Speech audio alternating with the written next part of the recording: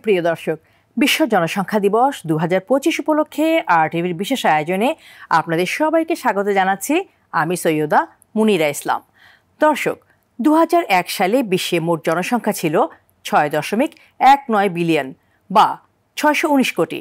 মাত্র 25 বছর পরে 2025-এ সেই সংখ্যা পেরিয়েছে 810 কোটি। বিশেষজ্ঞরা বলছেন, এই হারে বাড়তে থাকলে 2030 সালে বিশ্বে মানুষের সংখ্যা দাঁড়াবে 850 কোটিতে, আর 2050 সালে ছাড়িয়ে যাবে 970 কোটি। জনসংখ্যার এমন অস্বাভাবিক বিস্ফোরণ শুধু অর্থনীতি বা পরিবেশের ভারসাম্য নষ্ট করছে না, এর প্রভাব পড়ছে সমাজ, রাজনীতি ও বৈশ্বিক স্থিতিশীলতার উপরেও। বাড়ছে খাদ্য, ভূমি, আবাসন ও কর্মসংস্থানের চাপ। পরিবেশও পড়ছে হুমকির মুখে, বদলে যাচ্ছে জলবায়ু। বিশ্বে আয়তনের দিক থেকে বাংলাদেশের অবস্থান 90তম, অথচ জনসংখ্যায় বাংলাদেশের স্থান 8ম। মাত্র 1.5 লাখ বর্গ কিলোমিটারের দেশে এখন বাস করছে 17.5 কোটিরও বেশি মানুষ। এই বিপুল সংখ্যক মানুষের মৌলিক চাহিদা পূরণ করতে নানামুখী চ্যালেঞ্জের মুখে পড়তে হচ্ছে বাংলাদেশকে। বিশেষ করে গত 2 দশক ধরে দেশে মোট প্রজনন হার ও জন্ম নিয়ন্ত্রণ ব্যবস্থায় এক ধরনের স্থবিরতা বিরাজ করছে। ঠিক এই বাস্তবতা দাঁড়িয়ে ন্যায্য ও সম্ভাবনাময় বিশ্বে পছন্দের পরিবার গড়তে প্রয়োজন তারুণ্যের ক্ষমতায়ন। এই প্রতিপাদ্যকে সামনে রেখে আজ 14 জুলাই বাংলাদেশ সহ সারা বিশ্বে পালিত হচ্ছে বিশ্ব জনসংখ্যা দিবস 2025। এই প্রেক্ষাপটে আজকের আলোচনার বিষয় বিশ্ব জনসংখ্যা দিবস 2025, বাংলাদেশের বাস্তবতা ও চ্যালেঞ্জ। আর এই বিষয় নিয়ে আলোচনার জন্য আজ আমাদের স্টুডিওতে উপস্থিত আছেন SMCর ব্যবস্থাপনা পরিচালক ও CEO জনাব তসলিমউদ্দিন খান এবং পরিবার পরিকল্পনা অধিদপ্তরের সাবেক মহাপরিচালক কাজী AKM মহিউল ইসলাম। দর্শক, চলে যাচ্ছি মূল আলোচনায়। জনাব কাজী মহিউল ইসলাম, এবছরের বিশ্ব জনসংখ্যা দিবসের থিম হচ্ছে empowering young people to create the families they want in a fair and hopeful world, যার ভাবানুবাদ করা হয়েছে ন্যায্য ও সম্ভাবনার বিশ্বে পছন্দের পরিবার গড়তে প্রয়োজন তারুণ্যের ক্ষমতায়ন। বাংলাদেশের বর্তমান প্রেক্ষাপটে এই থিমকে আপনি কতটুকু সময়োপযোগী ও প্রাসঙ্গিক বলে মনে করেন? ধন্যবাদ। আপনি খুবই গুরুত্বপূর্ণ একটি প্রশ্ন করেছেন এবং এটা বলার অপেক্ষাই রাখে না যে একটা দেশের উন্নয়নে, একটা সমাজের উন্নয়নে তরুণ সমাজের ভূমিকা অনস্বীকার্য। কারণ তারুণ্য, তরুণ জনগোষ্ঠী আসলে একটা জাতির প্রাণশক্তি। তারা আমাদের আশার আলো, আশার প্রদীপ। এবং জনসংখ্যা দিবসকে সামনে রেখে জাতিসংঘের মহাসচিবও একটি বক্তব্য দিয়েছেন। উনি বলেছেন যে let us stand behind the young people so that they can make their fortune according to their choice. সুতরাং এমন একটা ব্যবস্থা আমাদেরকে করতে হবে যে ব্যবস্থায় তারুণ্য তারা যেন একটা ন্যায্য পৃথিবী পায়, আশার আলো দেখে এমন একটা স্থান পায়। কিন্তু এই ন্যায্যতা, এই আশাব্যঞ্জক কিছু সামনে পাওয়া, এই কাজগুলো কিন্তু সহজ না। এগুলোর পথ অনেক বন্ধুর, মসৃণ না। কারণ এখানে রয়েছে অর্থনৈতিক জটিলতা, এখানে সামাজিক সমস্যা, এখানে শিক্ষার হারের সমস্যা, জেন্ডার ইস্যু, অনেকগুলো বিষয় এখানে আছে। কিন্তু সব কিছু মিলালে যেটা দাঁড়ায় সেটা হচ্ছে আমাদের দেশের তরুণরা কি চায়। সর্বশেষ একটা সার্ভে দেখছিলাম, সেখানে আমাদের দেশের তরুণদের প্রায় 73% তারা চায় অ্যাফোর্ডেবল এডুকেশন, সাধ্যের মধ্যে উন্নত শিক্ষা। 70% চায় সাধ্যের মধ্যে চিকিৎসা। সুতরাং এই দুটো গুরুত্বপূর্ণ বিষয় যদি আমরা সাধ্যের মধ্যে করতে যাই, তাহলে তরুণদেরকে আমাদের যে কোনো পরিকল্পনার ঠিক কেন্দ্রে রাখতে হবে এবং তাদেরকে জিজ্ঞেস করতে হবে যে কোন ডিরেকশনে গেলে আসলে আমরা সেই অভীষ্ট লক্ষ্যে পৌঁছতে পারবো। আমরা যে ন্যায্যতার পৃথিবী বলছি, আমরা যে আশাব্যঞ্জক পৃথিবী বলছি, সেই পথে যেতে হলে আমাদের কি করতে হবে। কারণ তরুণরা বয়সে তরুণ, তাদের ব্রেন আমাদের চেয়ে অনেক অ্যাক্টিভ। যারা পলিসি মেকার, যারা অ্যাডভোকেসি করেন, তাদের উচিত এই তারুণ্যের কাছ থেকে তাদের মতামত নিয়ে তারপরও পরিকল্পনাগুলোকে নেয়া। এই জন্য তরুণরা যে শুধু বাংলাদেশের জন্য গুরুত্বপূর্ণ তা না, সারা পৃথিবীর তরুণরাই গুরুত্বপূর্ণ। কিন্তু আমরা অনেক ভাগ্যবান যে আমাদের তরুণের সংখ্যা অনেক বেশি, প্রায় 5 কোটির উপরে। সুতরাং আমার মনে হয় যে এবারে যে প্রতিপাদ্য সেটা আমাদের দেশের সঙ্গে খুবই সঙ্গতিপূর্ণ, খুবই গুরুত্বপূর্ণ। অনেক ধন্যবাদ আপনাকে। আবারও ফিরবো আপনার কাছে। জনাব তসলিমউদ্দিন খান, জনশুমারি 2022-এর তথ্য মতে বাংলাদেশে বয়োজ্যেষ্ঠ জনগোষ্ঠীর মানে এজিং পপুলেশনের হার বেড়েছে। আমাদের সরকার ও প্রাইভেট সেক্টর এই বর্ধিত বয়োজ্যেষ্ঠ জনগোষ্ঠীর স্বাস্থ্য ও পুষ্টির চাহিদা মেটানোর জন্য কতটুকু প্রস্তুত বলে আপনি মনে করেন? দেখেন, এই বিষয়টি অত্যন্ত গুরুত্বপূর্ণ। এখন আগে আমাদের বয়োজ্যেষ্ঠদের সংখ্যা এরকম ছিল না, কিন্তু ক্রমান্বয়ে আমাদের বয়োজ্যেষ্ঠদের সংখ্যা বেড়ে যাচ্ছে। এখন প্রায় 10 জনে 1 জন বয়োজ্যেষ্ঠ, এবং এই সংখ্যাটা কিন্তু প্রতি বছর 1% পয়েন্টের মতো বেড়ে যাচ্ছে। তাহলে এরা আগামীতে একটা বড় অংশ হয়ে দাঁড়াবে। এবং এরা কেন গুরুত্বপূর্ণ? এরা গুরুত্বপূর্ণ এই কারণে, এদের মধ্যে নন কমিউনিকেবল ডিজিজ, অর্থাৎ এদের মধ্যে হাইপারটেনশন বেশি, এদের মধ্যে ডায়াবেটিক্স বেশি, এদের মধ্যে আপনার অন্য অন্য ক্যান্সার বেশি। ইভেন এরা ওই যে ভুলে যাওয়া আলজাইমার্সের পরিমাণও বেশি। বিভিন্ন রকমের তাদের সাপোর্ট দরকার হয়। এই যত বয়স বাড়ে তত অর্থনৈতিক প্রতিপত্তি বা সম্পত্তির উপরে তাদের অধিকার আস্তে আস্তে খর্ব হয়। সে এটাকে এক্সারসাইজ করতে পারে না, তার ফিনান্সিয়াল অ্যাবিলিটিকে। এই সমস্ত বিষয়গুলো কি আমাদের একসাথে দেখতে হবে বয়োজ্যেষ্ঠদের ক্ষেত্রে যখন আমরা কর্মসূচি প্রণয়ন করব, এবং বয়োজ্যেষ্ঠদের জন্য আমরা নীতি নির্ধারণী কোনো কার্যক্রম আমরা চিন্তা করব। এবং এই কার্যক্রমটা সরকারি প্রচেষ্টায় হওয়া উচিত। সরকারি প্রচেষ্টার পাশাপাশি বেসরকারি প্রচেষ্টাও এখানে বেগবান হওয়া উচিত। দেখেন, এই যে বয়োজ্যেষ্ঠদের কথা বলি, বাংলাদেশে এখন আস্তে আস্তে নিউক্লিয়ার ফ্যামিলি হয়ে যাচ্ছে। দেখা গেল একটা সন্তান বা 2টা সন্তান আছে, তারা দেশে নাই, বয়োজ্যেষ্ঠরা প্যারেন্টসরা দেশে আছে, 1 জন আছে বা 2 জন আছে। তখন তাদের যে সাপোর্টটা দেওয়া, সেটাও কিন্তু বাংলাদেশে খুব কম। ওল্ড হোমের কথা যদি বলেন, একটা নেগেটিভ কনোটেশন এটার সাথে বাংলাদেশে, অন্য দেশে এরকম না, এটা মনেই করে এটা পার্ট অফ লাইফ, কিন্তু বাংলাদেশে কিন্তু এখনও একটা নেগেটিভ কনোটেশন। সেইখান থেকে চলে আসতে হবে, এবং ওইটাকে আরও কিভাবে ত্বরান্বিত করা যায়, সিস্টেমটাকে ইমপ্রুভ করা যায়, সেটাও চিন্তা করতে হবে। আরেকটা অত্যন্ত গুরুত্বপূর্ণ দিক বয়োজ্যেষ্ঠদের ক্ষেত্রে, সেটা হলো পুষ্টি। দেখা যায় যে তাদের মাইক্রোনিউট্রিশনের, মিনারেলের অভাব আছে, এবং তারা যেহেতু অধিকাংশ ক্ষেত্রে প্রপার অ্যাটেনশন পায় না, তাদের এই নিউট্রিশন সাপ্লিমেন্টও তারা অধিকাংশ ক্ষেত্রে পায় না। সেটাও কিন্তু আমাদের জন্য অত্যন্ত গুরুত্বপূর্ণ। তাহলে তাকে অ্যাটলিস্ট সুস্থ রাখার সম্ভাবনা বেড়ে যাবে। তো এই সার্বিকভাবে আমাদের চিন্তা করতে হবে, এবং প্রাইভেট সেক্টর, পাবলিক সেক্টর একত্র হয়ে কাজ করতে হবে। অনেক ধন্যবাদ আপনাকে। জনাব কাজী মহিউল ইসলাম, বাংলাদেশ স্বাস্থ্য, পুষ্টি ও জনমিতিক বিভিন্ন সূচকে অসামান্য অগ্রগতি অর্জন করেছে। অন্যদিকে মোট প্রজনন হার ও পরিবার পরিকল্পনা পদ্ধতি সিপিআর ব্যবহারে প্রায় গত 2 দশক ধরে একটি স্থবির অবস্থা বিরাজ করছে। এ ব্যাপারে আপনার বিশ্লেষণ শুনতে চাই। আসলেই তাই। আমাদের টিএফআর, টোটাল ফার্টিলিটি রেট, এখন 2.1। কিন্তু আপনার নিশ্চয়ই মনে আছে যে আজ থেকে আরও পিছনে যদি যান, 1974-75-এ এই টিএফআর কিন্তু ছিল 5 বা 5-এর বেশি।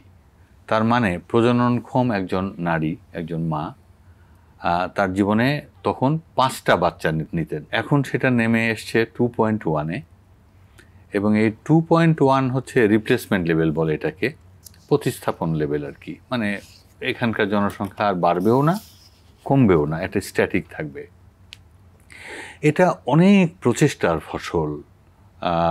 স্বাস্থ্য মন্ত্রণালয়, পরিবার পরিকল্পনা অধিদপ্তর, যত কর্মী আছেন, NGOs, private organisation, business organisation, সবার প্রচেষ্টায় কিন্তু এই টিএফআরটা গত 50 বছরে 5 থেকে নেমে 2.1-এ এসছে। এটা একটা বিরাট অ্যাচিভমেন্ট। কিন্তু পাশাপাশি আর একটা যেটা আপনি বললেন যে কন্ট্রাসেপটিভ প্রিভ্যালেন্স রেট, সিপিআর, অনেক দিন ধরে স্থির হয়ে আছে। কারণ আমরা 7, 8, 10% ছিলাম আরও 50 বছর আগে, সেখান থেকে আমরা অনেক বেড়েছি। 64% আমরা এসছি। তারপরে আর এখন ওই লাস্ট মাইল যেটা আর কি, পর্বত আরোহণ করতে গেলে শেষের অংশটা খুবই জটিল কঠিন থাকে, আমাদেরও সেই অবস্থা। এখন এইটাকে বাড়াতে হবে, এটাকে বাড়াতে হলে আমাদের কতগুলো পদক্ষেপ নিতে হবে। যেমন মনে করেন মানুষের মধ্যে অ্যাওয়ারনেস গ্রো করা, মানুষকে জাগিয়ে তোলা, মানুষকে পরিকল্পিত পরিবার সম্বন্ধে এর সুফল সম্বন্ধে ধারণা দেয়া। ধারণা আছে, বাট আরও এনহান্স করতে হবে, আরও বাড়াতে হবে। যে সমস্ত স্বাস্থ্য প্রতিষ্ঠান পরিবার পরিকল্পনা বিষয়ক সাহায্য সহযোগিতা পরামর্শ দিয়ে থাকেন, তাদেরকে আরও অ্যাক্টিভ করতে হবে। এবং আপনি নিশ্চয়ই জানেন, আমাদের দর্শকরাও জানেন, যে আমাদের কিশোর কিশোরীদের মধ্যে 20% কিশোর এই স্বাস্থ্যসেবা কেন্দ্রগুলোতে যায়, আর 32% কিশোরী স্বাস্থ্যসেবা কেন্দ্রে যায়। তার মানে কি দাঁড়াচ্ছে, 80% কিশোর যায় না, জি, এবং 68 বা 70% কিশোরী তারা এই সমস্ত কেন্দ্রে সেবার জন্য যায় না। কিন্তু সরকার কিন্তু এই সমস্ত কেন্দ্র স্থাপন করেছেন, সারা বাংলাদেশে জালের মতো বিস্তৃত হয়ে আছে আমাদের বিভিন্ন স্বাস্থ্যকেন্দ্র। কিন্তু সেগুলোর সুবিধা নেওয়ার, ফ্যাসিলিটিস হারনেস করা, সেইটা করাতে হবে। কারণ আমরা যেহেতু একটা জায়গায় থেমে গিয়েছি, যে কাজগুলো করছিলাম সেগুলোর গতি আরও অনেক বাড়াতে হবে। এবং যে শিক্ষা, অ্যাওয়ারনেস, তারপরে এগুলো নিয়ে গবেষণাও করা দরকার। কারণ এগুলো শুধু সংখ্যায় এসে থামলেই হবে না, যে আমি বললাম 20% কিশোর যায়, 80% যায় না, এখানে থেমে গেলে হবে না। কারা যাচ্ছে না, কেন যাচ্ছে না, কোন দিকের মানে সংকটটা রয়েছে বা ইনএফিশিয়েন্সিটা কোথায়, এই জিনিসগুলো কিন্তু বের করা দরকার। এবং এই জন্য গবেষণাটা অত্যন্ত জরুরি। গবেষণা অত্যন্ত জরুরি, এগুলোকে অ্যাড্রেস করতেই হবে। কিন্তু ওভারনাইট একটা রাতারাতি সুফল পাওয়া যাবে না, কিন্তু সুফলের পদক্ষেপ তো শুরু হলো। অনেক ধন্যবাদ আপনাকে। জনাব তসলিমউদ্দিন খান, বাংলাদেশের কিশোরী বয়সে গর্ভধারণের হার 28%, যা দক্ষিণ পূর্ব এশিয়ার দেশগুলোর তুলনায় অনেক বেশি। জনস্বাস্থ্য বিশেষজ্ঞদের মতে বাল্যবিয়ের অন্যতম কারণ। বাল্যবিয়ে এবং কিশোরী বয়সে গর্ভধারণ রোধে করণীয় সম্পর্কে আপনার বিশ্লেষণ ও পরামর্শ শুনতে চাই। বড় একটা স্বাস্থ্য ঝুঁকি যে বিষয়টি আপনি কথা বলছেন, বাংলাদেশে 100টা কিশোরীর মধ্যে 50টি কিশোরীর বিয়ে হয়ে যায়, অর্থাৎ তাদের 50%-এর মতো 18 বছর হওয়ার আগে বিয়ে হয়ে যাচ্ছে। এই যে বিয়ে হয়ে যাচ্ছে কিশোরীদের, এটা কিন্তু বাংলাদেশের আইনের দিক থেকে চিন্তা করলে এটা দণ্ডনীয় অপরাধ, যে একটা কিশোরী মেয়েকে বিয়ে দেওয়া। যে কোনো কারণে হোক, ফ্যামিলি প্রেশারে হোক, কমিউনিটি প্রেশারে হোক, তাদের বিয়ে হয়ে যাচ্ছে। তারপরের অবস্থাটা তো আরও করুন। আপনি যে একটু আগে বললেন 28% তার মধ্যে আবার প্রেগনেন্ট হয়ে যায়। প্রথম তো কাজ হলো যে আমাদের ব্যাপক সচেতনতা বৃদ্ধি করতে হবে, মানুষের মধ্যে এ ব্যাপারে অ্যাওয়ারনেসটা এমন হতে হবে যে কুফলটা তারা জানে, প্রতিটা কুফল জানে যে এই কিশোরীদের বিয়ে হলে কি হয়। এবং এইটা যদি তাদের মধ্যে আমরা ব্যাপকভাবে ছড়িয়ে দিতে পারি সচেতনতা, এবং এটা যে একটা অন্যায়।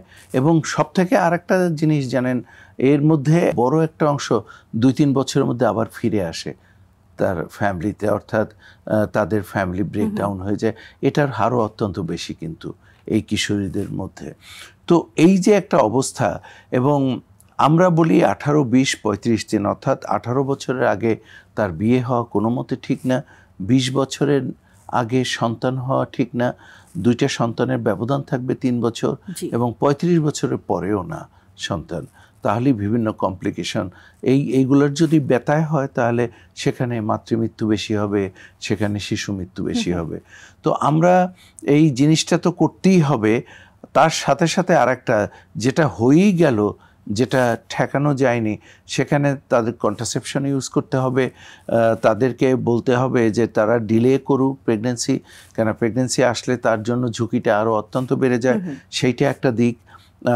ঝুঁকি যদি আমরা কমাতে পারি, প্রেগনেন্সি তারা ডিলে করতে পারি, এবং তারপরে যখন তার ইচ্ছা হবে যে সন্তান নেবে, তখনও কিন্তু ওই মা যখন প্রেগনেন্ট হবে তখন কিন্তু তার মাল্টিপল মাইক্রোনিউট্রিয়েন্ট সাপ্লিমেন্ট খাওয়া খুবই দরকার। এটা একদিকের কথা। তাহলে তার নিউট্রিশনের যে অভাব আছে, মাইক্রোনিউট্রিশন, এটা অ্যাডোলেসেন্টের মধ্যে খুব বেশি থাকে, এটা কমবে। সেটা একটা দিক। আরেকটা এই মাল্টিপল মাইক্রোনিউট্রিশনে একটা কম্পোনেন্ট নাই, সেটা হলো ক্যালসিয়াম।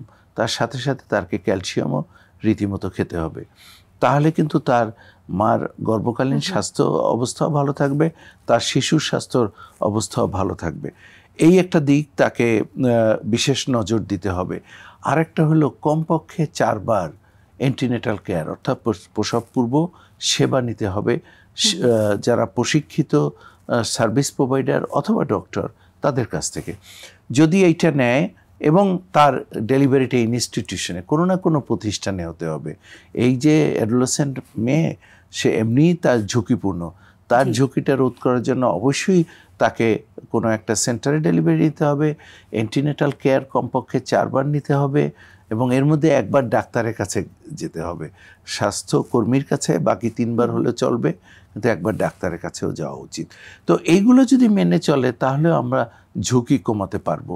বাংলাদেশে যে মাতৃমৃত্যু, অন্যদের মাতৃমৃত্যুর যে হার, তার থেকে যারা অ্যাডোলেসেন্ট মা, অ্যাডোলেসেন্ট প্রেগনেন্ট, তাদের মধ্যে দ্বিগুণ মাতৃমৃত্যুর হার। এই বিষয়গুলো যেগুলো আমি বললাম, মাইক্রোনিউট্রিশন ঠিকমতো তার সাপ্লিমেন্ট পেতে হবে, ক্যালসিয়াম পেতে হবে, 4টা এনসি সার্ভিস পেতে হবে এবং তাকে কোনো না কোনো সেন্টারে ডেলিভারি করতে হবে, তাহলে তার ঝুঁকি অনেক কমে যাবে।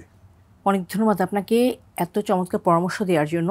এবং এগুলো যদি অনুসরণ করা যায় তবে নিশ্চয়ই আমরা বলতে পারি যে মাতৃমৃত্যু হার কমে আসবে। অনেক ধন্যবাদ। জনাব কাজী মহিউল ইসলাম, বাংলাদেশে মোট জনসংখ্যার প্রায় 31% হচ্ছে তরুণ জনগোষ্ঠী। জনসংখ্যা বিজ্ঞানীদের মতে জনমিতিক সুবিধা বা ডেমোগ্রাফিক ডিভিডেন্ড পেতে হলে এই তরুণ প্রজন্মকে শিক্ষা ও প্রযুক্তিতে দক্ষ করে গড়ে তুলতে হবে। এই ব্যাপারে আপনার বিশ্লেষণ শুনব, তবে একটি ছোট্ট বিরতি থেকে ফিরে। দর্শক, বিশ্ব জনসংখ্যা দিবস 2025 উপলক্ষে RTVর বিশেষ আয়োজনে নিচ্ছি ছোট্ট একটি বিরতি, সঙ্গেই থাকুন।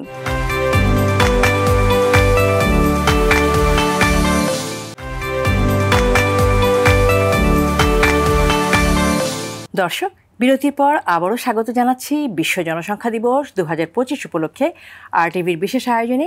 সঙ্গে আছে আমি সৈয়দা মুনিরা ইসলাম। আজ আমাদের আলোচনার বিষয় বিশ্ব জনসংখ্যা দিবস 2025, বাংলাদেশের বাস্তবতা ও চ্যালেঞ্জ।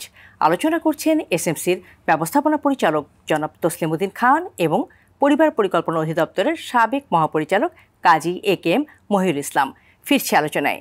জনাব কাজী AKM মহিউল ইসলাম, আমরা বিরতিতে যাবার পূর্বে যে প্রশ্নটি আপনার কাছে রেখেছিলাম যে বাংলাদেশের মোট জনসংখ্যার প্রায় 31%ই তরুণ। চলতি ডেমোগ্রাফিক ডিভিডেন্ড পেতে হলে এই তরুণ প্রজন্মকে শিক্ষা ও প্রযুক্তিতে দক্ষ করে গড়ে তুলতে হবে। এই ব্যাপারে আপনার বিশ্লেষণ শুনতে চাই। এই বিবেচনায় আমরা কিন্তু অনেক ভাগ্যবান যে আমাদের জনমিতিক সুবিধা এখন সর্বোচ্চ পর্যায়ে আছে এবং আমাদের দেশের 65% লোক, সরকারি শতকরা 65% তারা এখন কর্মক্ষম। তো এটা আমাদের জন্য বিরাট একটা পাওয়া। পাশাপাশি এটা মনে করতে হবে যে এই সংখ্যাটা একদিক দিয়ে যেমন আমরা বলছি আশীর্বাদ, আর একদিকে এটার যদি উপযুক্ত ব্যবহার করতে পারি তাহলে দেশ এখান থেকে বেনিফিট পাবে। আর যদি ব্যবহার করতে না পারি তাহলে কিন্তু এই সুবিধাটা আমরা হারালাম। কারণ আমাদের অবশ্যই মনে রাখতে হবে যে তারুণ্য কিন্তু চিরস্থায়ী নয়। একসময় এই তরুণরা কিন্তু বয়স বাড়বে, বার্ধক্যে চলে যাবে। সুতরাং এই সুযোগটা আমাদের কাজে লাগাতে হবে এবং এই জন্য আমাদের তরুণদেরকে কর্মমুখী শিক্ষা, হাতে কলমে শিক্ষা এবং যারা উচ্চশিক্ষার জন্য আগ্রহী, অ্যাফোর্ড করতে পারে তাদেরকে শিক্ষার জন্য উৎসাহ দেওয়া, এই জাতীয় কাজ কিন্তু আমাদেরকে চালিয়ে যেতে হবে। সর্বশেষ একটা সার্ভে গত 2 মাস আগে যেটা দেখলাম যে আমাদের দেশের তরুণরা, তাদের মধ্যে একটা বড় অংশ তারা সরকারি চাকরি করতে চায়। ভালো, সরকারি চাকরি করুক, সরকারি চাকরিতে আমাদের মেধাবী সন্তানদের দরকার আছে, কিন্তু একটা জিনিস মনে রাখতে হবে, সবাইকে তো সরকারি চাকরি দেওয়া সম্ভব হবে না, তাহলে বাকিরা কি করবে? অবশ্যই আমাদের মধ্যে এন্টারপ্রেনারশিপ গ্রো করতে হবে, নিজ উদ্যোগে অনেক কিছু যেন তারা করতে পারে সেই পরিবেশ সৃষ্টি করতে হবে। কারণ দেখা যাবে যে কারিগরি জ্ঞান থাকা একটা ছেলেকে বা একটা মেয়েকে অল্প কিছু আর্থিক সহায়তা দিলেই সে হয়তো নিজের পায়ে নিজে দাঁড়াতে পারে, কিন্তু কোথায় গেলে সে এই ঋণ পাবে, এই সাহায্য পাবে, সহজ শর্তে ঋণ পাবে, এই জিনিসগুলা লিঙ্ক করিয়ে দেওয়া এত ইম্পর্টেন্ট যে এটা করতে পারলেই দেখা যাবে তার নিজেই একটা প্রতিষ্ঠানের মালিক হয়ে গেছে, এবং সে তো অন্য কোথাও চাকরি খোঁজা দূরের কথা, সে নিজেই অনেককে চাকরি দাতা হিসাবে সে কিন্তু উদ্যোগী হিসাবে কাজ করতে পারে। এবং আরেকটা জিনিস আমাদের মনে রাখা উচিত, সেটা হচ্ছে যে বিশ্ব কিন্তু এগিয়ে চলেছে, প্রচণ্ড গতিতে এগিয়ে চলেছে। সারা দুনিয়া নানান দিক দিয়ে তারা টেকনোলজিক্যালি, জ্ঞানের দিক দিয়ে অনেক অনেক এগিয়ে যাচ্ছে। আমাদেরকে পিছিয়ে থাকলে চলবে না। আমি তো দেখে অবাক হলাম যে আগামী 1 সেপ্টেম্বর থেকে, 1 সেপ্টেম্বর থেকে চায়নায় স্কুলে, primary and secondary level school স্টুডেন্টদের জন্য AI, আর্টিফিশিয়াল ইন্টেলিজেন্সের উপরে পড়াশোনা করা বাধ্যতামূলক করেছে এই সেপ্টেম্বর 1, 2025 থেকে। এখান থেকে 6 বছরের কিডস তাদেরকেও কিন্তু এটা শিখতে হবে। তার মানে হচ্ছে এই যে তাদের শিক্ষা কারিকুলামের মধ্যে AI-কে এমনভাবে ঢুকিয়ে দিচ্ছে যেন এই জেনারেশন আগামীতে AI-কে কন্ট্রোল করে, লিড করে, এবং AI দিয়ে নানান রকম কম্পারেটিভ অ্যাডভান্টেজ যেন অন্যান্য দেশের উপর থেকে নিতে পারে। মানে সময়ের সাথে চলা, সময়ের সাথে চলা। কারণ আমাদের অনেকেরই হয়তো টেকনোলজি ফবিয়া আছে। আমরা অনেককেই দেখেছি যে মোবাইলটা কাজ করছে না, তুই একটু ঠিক করে দে তো, ছেলেকে বা মেয়েকে বলছে, নিজে হয়তো ওটা একটা আছে, ফবিয়া আছে। তো এটা যেন না হয়। তাহলে আজকে 6 বছরের বাচ্চা চায়নাতে, সেও নিজেকে তৈরি করছে ফর নেক্সট 10-20 ইয়ার্স। সেই ক্ষেত্রে আমাদের তরুণ যারা অলরেডি ডেলিভার করতে প্রস্তুত আছে, আমাদের তাদের শক্তিকে অবশ্যই কাজে লাগাতে হবে। তারা অনেক উন্নত মানের চিন্তার অধিকারী, তাদেরকে একটু গাইড করতে পারলেই কিন্তু তারা আমাদের জন্য অনেক অনেক বেনিফিট নিয়ে আসতে পারে। কারণ এত বড় জনগোষ্ঠী, এটাকে যদি আমরা ঠিকমতো ট্রিট না করি, ট্রেন না করি, তাহলে আমার সমাজ কিন্তু আসলে পিছিয়ে পড়বে। জি, সেটাই। আর যেটা আপনি বলছিলেন যে টেকনোলজিতে দক্ষতা বাড়াতে হবে, সবাইকে টেকনোলজি ফ্রেন্ডলি হতে হবে। জি জি, অনেক ধন্যবাদ আপনাকে। জনাব তসলিম উদ্দিন খান, বাংলাদেশের মোট জনসংখ্যার প্রায় 22% কিশোর কিশোরী। এই বিশাল জনগোষ্ঠীর স্বাস্থ্য, পুষ্টি, ব্যক্তিগত পরিচ্ছন্নতা ও মাসিক ব্যবস্থাপনা, অর্থাৎ পার্সোনাল অ্যান্ড মেনস্ট্রুয়াল হাইজিন, এই পরিস্থিতির উন্নয়নে এসএমসির ভূমিকা সম্পর্কে আমাদের দর্শকদের উদ্দেশ্যে যদি কিছু বলতেন। জি, এই কিশোর কিশোরীদের স্বাস্থ্য উন্নয়নে আমি প্রথমেই আজকে আলোচনায় একটা বিষয় আপনি দেখেছেন যে আমরা বলছি যে বাল্যবিয়া কিভাবে রোধ করা যায়। কেননা বাল্যবিয়েই একটা সবচেয়ে বড় প্রবলেমটা শুরু কিন্তু ওখান থেকে। তো ওইটা যদি আমরা ড্রেস করতে পারি, বাল্যবিয়ে কমাতে পারি, রোধ করতে পারি, তাহলে একটা বড় সড়ো অ্যাডভান্টেজ আমরা পাবো। সেইটা কিন্তু আমরা স্কুল অ্যাডোলেসেন্ট 130টা উপজেলায় আমরা এই কার্যক্রম কিন্তু করছি। সেখানে মানুষ যে ক্লাস 7 থেকে 10 গ্রেড পর্যন্ত তাদেরকে নিয়ে আমরা সেশন করে অ্যাওয়ারনেস ক্রিয়েশন করছি, যাতে করে অনেক স্বাস্থ্য সম্পর্কিত তাদের যে স্বাস্থ্যের পরিবর্তন হয়, ছেলেদের আলাদা সেশন, মেয়েদের, কিশোরীদের আলাদা সেশন, এবং এটা করে তাদেরকে আমরা অ্যাওয়ারনেস ক্রিয়েট করছি। এবং এই বাল্যবিয়ের বিরুদ্ধে তারা যাতে সোচ্চার হয় সেজন্য আমরা মোটিভেশনাল বিভিন্ন কার্যক্রম করছি। এটা গেল একদিকে। আর একদিকে হলো তাদের নিউট্রিশন অভাব দূর করার জন্য আমাদের মাইক্রোনিউট্রিয়েন্ট যে পাউডার রয়েছে, মনিমিক্স প্লাস আমাদের ব্র্যান্ড, সেটা হলো কিশোরীদের বা কিশোরদের যে স্বাস্থ্যের যে নিউট্রিশনের অভাব দূর হয় সেই নিউট্রিশন ইনগ্রেডিয়েন্টস 15 ইনগ্রেডিয়েন্টসের মধ্যে আছে, সেটা আমরা কিন্তু করেছি যাতে করে এর ব্যাপক ব্যবহার হয়। সেটার জন্য আমরা তৎপর, যাতে করে নিউট্রিশন সমস্যা না থাকে তাদের মধ্যে। আরেকটা বিষয় হলো মেয়েদের হেলথ অ্যান্ড হাইজিনের ব্যাপার, সেটাও কিন্তু আমাদের একটা ব্যাপক কার্যক্রম রয়েছে বাংলাদেশে। আপনারা জানেন আমাদের ব্র্যান্ড জয়া মোস্ট পপুলার, বিশেষ করে রুরাল অঞ্চলে কিশোরীদের মধ্যে নাম্বার 1, যাতে করে সহজ লভ্য হয় সেই ব্যবস্থা আমরা করেছি। এবং যাতে করে এটা অনেক কোয়ালিটি সম্পন্ন, গুণগত মানসম্পন্ন এবং সবচেয়ে সাশ্রয়ী। যেটা করার অর্থই হলো যে different segment of adolescent and women, রুরালে বিশেষ করে, শহরে তো অনেক বেশি পাওয়া যায়, রুরালে তো এরকম অ্যাক্সেসিবিলিটি কম, সেখানে কিন্তু আমরা এই ব্যবস্থা করেছি। তো সার্বিকভাবে কিশোর কিশোরীদের স্বাস্থ্য উন্নয়ন, তাদের জন্য যেমন কিশোরদের আর একটা বিষয় আছে যে স্মোকিং এবং মাদকের ব্যাপার, সে ব্যাপারেও কিন্তু আমরা অ্যাওয়ারনেস ক্রিয়েট করি, আমরা গ্রুপ মিটিংয়ে এর কুফলগুলো বলি এবং তারা যেভাবে এ থেকে মুক্ত থাকতে পারে। তো এইরকম যেটাই স্বাস্থ্য সমস্যা কিশোর এবং কিশোরীদের মনে হয়, তাদের যে শারীরিক পরিবর্তন হয়, মানসিক পরিবর্তন, সেটা সম্পর্কেও তাদেরকে আমরা ধারণা দেই। তো যাতে করে তারা আসলে তাদের নলেজের অভাব থাকে এবং নলেজের অভাবে অনেক সমস্যা হয়, সেটা কিন্তু এসএমসি বিভিন্ন কার্যক্রমে সেটা পূরণের চেষ্টা করছে। জনাব কাজী মহিউল ইসলাম, কিশোরীদের স্বাস্থ্য সুরক্ষা, তাদের পুষ্টি অবস্থার উন্নয়ন এবং সর্বোপরি মাতৃ মৃত্যু রোধে সমন্বিত পুষ্টি এমএমএস বা এসএমসির ফুল কেয়ারের ভূমিকা ও প্রয়োজনীয়তা সম্পর্কে আমাদের দর্শকদের উদ্দেশ্যে যদি বলেন। এই প্রসঙ্গে আমি একটা তথ্য দিতে চাই, সেটা হচ্ছে যে কিশোরীর আগের যে অবস্থা, আমাদের আন্ডার 5 বাচ্চাদের ভিটামিন এর অভাব পরিলক্ষিত হয়েছে প্রায় 52%, 52%, এবং ডির অভাব 26%, এবং আয়রনের অভাব 13%। তো এই আন্ডার 5 বাচ্চাগুলি যখন বড় হয়, তারা কিন্তু এই পুষ্টির অভাব নিয়েই তারা বড় হচ্ছে। এবং আমাদের কিশোরী মেয়েরা, তাদের মাত্র 24% ভিটামিন এ সঠিক মাপে পেয়ে থাকে। তার মানে 76% কিশোরীরা কিন্তু পাচ্ছে না। কাজেই এইটা অবশ্যই অ্যাড্রেস করতে হবে, তা নাহলে এই ভিটামিন স্বল্পতার কারণে যে শারীরিক জটিলতাগুলো তৈরি হবে, এগুলো রিমুভ করা অনেক কঠিন। কিন্তু ভালো খবর হচ্ছে যে এসএমসি পক্ষ থেকে যে নিউট্রিশনের ব্যবস্থা, যে আইটেমগুলো অ্যাভেলেবল করা হয়েছে একসঙ্গে, ফুল কেয়ার, এবং এগুলো একসঙ্গে set of nutrients, major and micronutrients. এগুলো মাইক্রোনিউট্রিয়েন্টস মানে হচ্ছে খুবই অল্প পরিমাণে লাগবে, কিন্তু লাগবে। এটা অভাব হলে এটার কিন্তু অনেক সিমটম গ্রো করবে। কাজেই এটা খুব ভালো একটা উদ্যোগ। এই সুযোগটাকে আমার মনে হয় কাজে লাগানো উচিত। হাতের কাছে এতগুলো ভিটামিনের যে আইটেমগুলো রয়েছে এসএমসির পক্ষ থেকে, সেগুলো সদ্ব্যবহার করা উচিত। আমি তাই মনে করি। এভাবে আসলে পুষ্টির অভাবজনিত যে সমস্যাগুলো, সেগুলো কাটিয়ে ওঠা সম্ভব হবে। জি, অনেক ধন্যবাদ আপনাকে।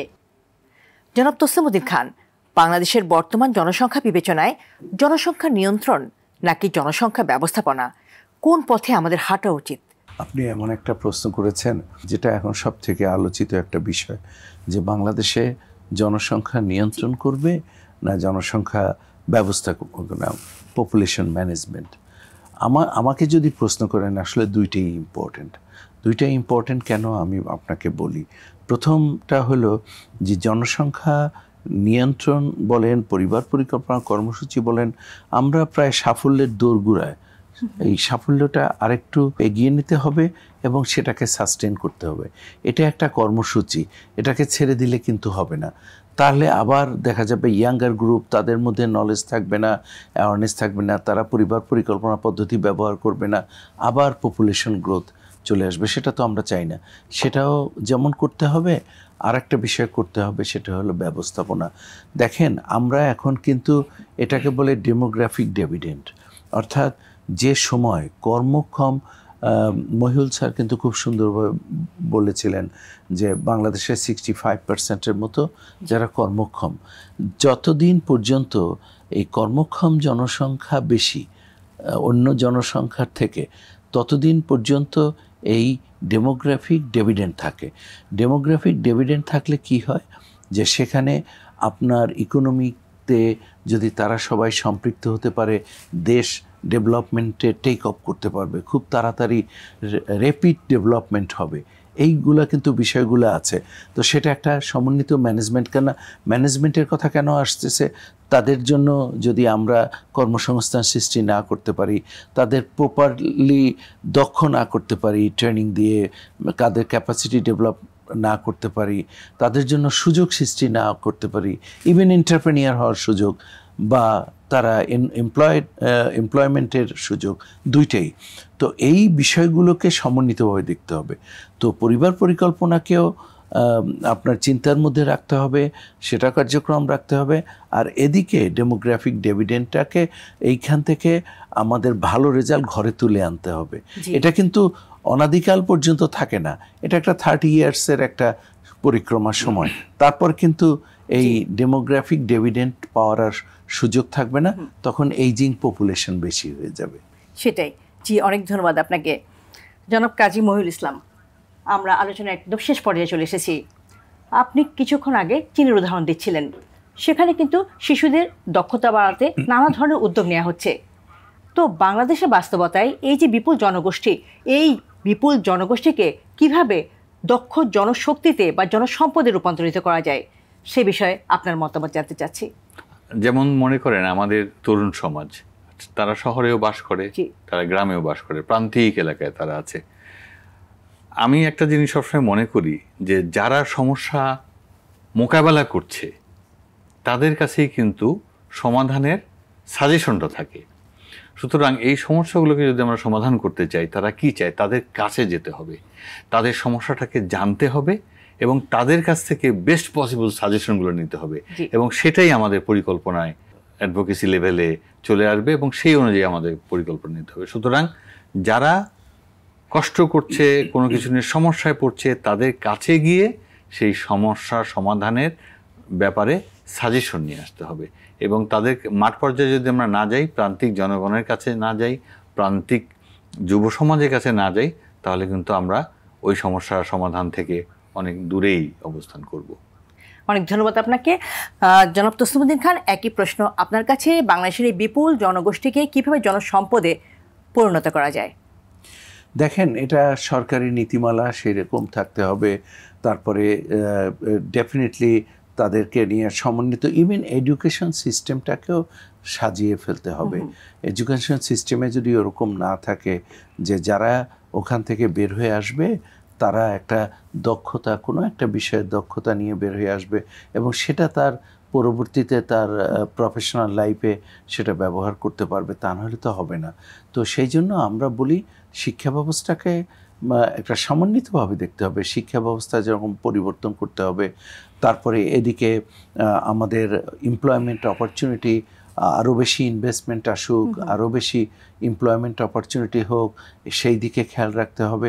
অর্থাৎ সার্বিকভাবে যারা পলিসি মেকিংয়ে থাকবে, যারা পলিটিশিয়ান এবং যারা অ্যাডমিনিস্ট্রেশনে থাকবে, যারা পলিসি ডেভেলপ করবে, সবাই সম্মিলিতভাবে এ বিষয়ে চিন্তা করতে হবে। সবথেকে বড় কথা হলো যে এই যে শিক্ষা, এই শিক্ষাটা জীবনমুখী হোক। আমাদের এডুকেশন সিস্টেমে কিন্তু এ ব্যাপারে যথেষ্ট ভাবার আছে। আমি এমন কোনো একটা সাবজেক্টে দেখা যায় যে মাস্টার্স করলো অথবা গ্রাজুয়েশন করলো, যেটার সাথে বাস্তবে যখন সে চাকরির বাজারে এলো তখন দেখা যায় যে তার কোনো ওটাকে ব্যবহার করতে পারছে না। তো এই জন্য আমরা জীবনমুখী শিক্ষা যেটাকে বলি সেটাকে আরও বাস্তবায়ন করতে হবে, এই ব্যাপারে আরও ভাবতে হবে, ত্বরান্বিত করতে হবে। অনেক ধন্যবাদ আপনাকে। চমৎকার বলেছেন যে আমাদের শিক্ষা ব্যবস্থাটা জীবনমুখী হোক, শিক্ষা যে আমরা ছাত্ররা শিক্ষার্থীদের শিক্ষা দিচ্ছি সেটা যেন জীবনমুখী হয়। অনেক ধন্যবাদ আপনাকে আজকের এই আলোচনায় অংশগ্রহণ করার জন্য। আপনাদের দুজনকে অসংখ্য ধন্যবাদ। আপনাকেও ধন্যবাদ। দর্শক, বিশ্ব জনসংখ্যা দিবস 2025 উপলক্ষে RTVর বিশেষ আয়োজন আজ এ পর্যন্তই। সবাই ভালো থাকুন, সুস্থ থাকুন। সঙ্গে থাকার জন্য অনেক ধন্যবাদ।